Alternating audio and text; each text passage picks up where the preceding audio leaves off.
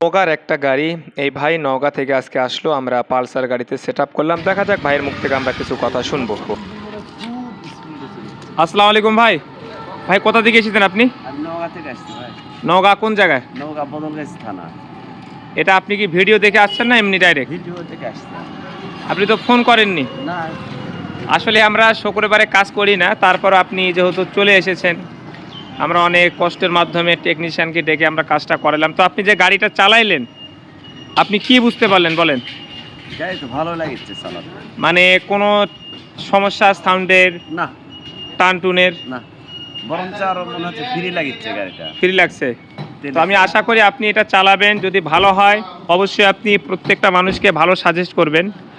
আর দেখতে পাচ্ছেন আমরা এই গাড়িটা ভাই নওগাঁ বদলগাছি থেকে এসেছে।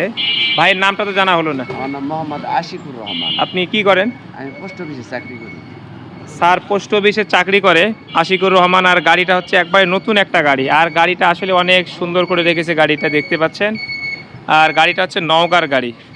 তো যারা করতে চান তারা অবশ্যই যোগাযোগ করবেন, আমাদের হোয়াটসঅ্যাপে নক দিয়ে মেসেজ দিবেন। যদি আমরা মেসেজের উত্তর না দিই ডাইরেক্ট কল দিবেন, কোনো সমস্যা নাই।